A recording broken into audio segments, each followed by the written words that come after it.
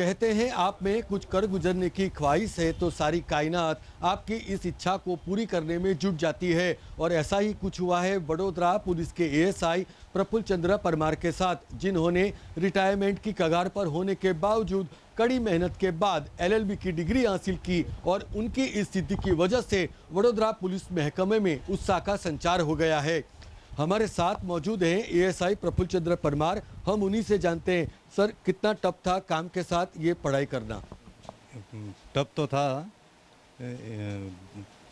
हमारी ड्यूटी करना और पढ़ाई करना दोनों ही ये था, लेकिन हम कभी कभी ड्यूटी से जाकर घर पे जाकर टाइम निकाल के पढ़ाई करते थे और बाद में सुबह में भी थोड़ा पढ़ाई के बारे में टाइम निकाल के पढ़ाई करते थे। परिवारजन क्या बोलते थे? परिवारजन बोलते थे कि अभी पढ़ाई करने का समय नहीं है लेकिन फिर भी टाइम निकाल देते।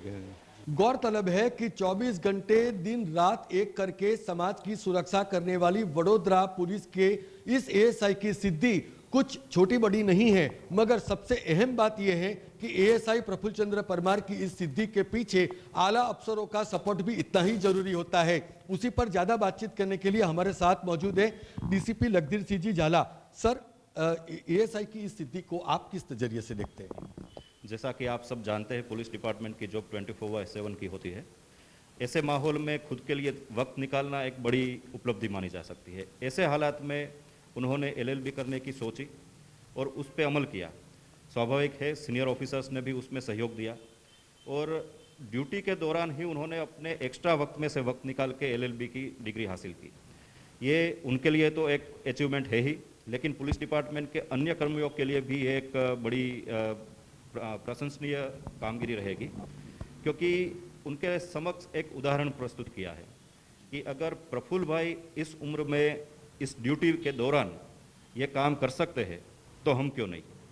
और हमेशा नया सीखना अपने माइंडसेट को बदलता है। वो उनके समाज के द्वारा दिए गए दायित्व को अच्छी तरह से निर्वाह करने के लिए तो हेल्पफुल होगा ही होगा, लेकिन साथ में अपने सेल्फ डेवलपमेंट के लिए भी ये खूब काफ़ी उपयोगी साबित होगा।